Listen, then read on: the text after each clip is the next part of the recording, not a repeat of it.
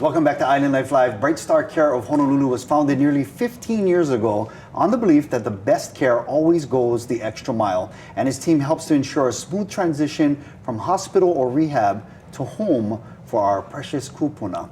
And joining me now are Star Care of Bright Star of Honolulu owner Allison Lee. How's it? Hello. How are you? Great, how are you? And Rachel Corbelius.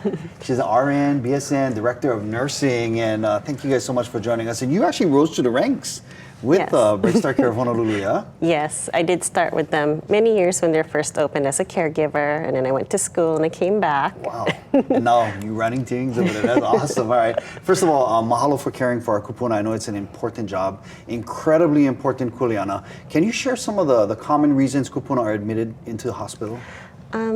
Well, infections such as UTIs, falls, very common reasons that a lot of times they'll end up getting admitted and Yeah. need to recover. So I know infections, even pneumonia, things of that nature, right? And Yes. I know nowadays we got a lot of those respiratory illnesses, COVID, and, RSV. So yeah, so okay, that's some of the comments. Now, what are some of the potential impacts it has on the lives of the patient and also their loved ones? Well, definitely it can cause a decline, and it can cause big shift in they were at home, they were independent, they go into the facility, they recover a bit, but then they're not quite at their old baseline that they used to be. But they want to stay at home, and then we can help them do that. We can help them stay on the plan they were discharged with to help them recover.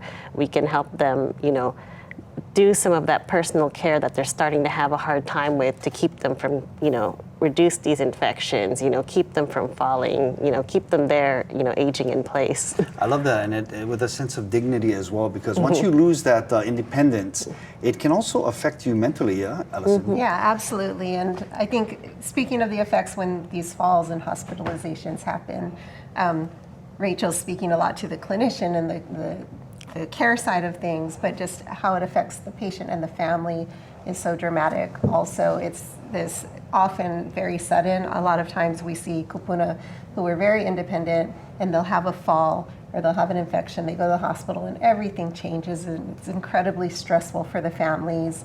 It's incredibly stressful for the patient themselves. So really navigating that and trying to just pull yourself together and start thinking through what are the next steps that we need to take. Yeah, that is absolutely important, because especially the planning and the coordination with not just the medical team and those experts, but also the family at home.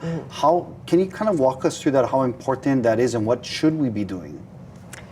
Well, definitely always sitting down and figuring out not just what your loved one needs, but what you need too to take care of yourself, to help take care of them.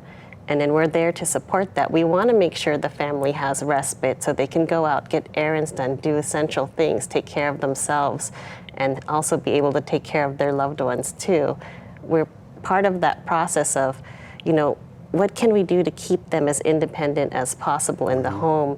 Would just a little extra rail right here help, help them, get up without the risk of falling, help the family member from straining, of improperly lifting. There's, many things we want to help make the best setup, for them to be as independent as possible, but also provide that support and companionship, for them, and, let the family know we're there for them. Absolutely, it's super important. I mean, my family is going through that right now, so, and it becomes taxing on everybody in the family. So that we just heard Savi Makalena talk about this, that the caregiver also needs care.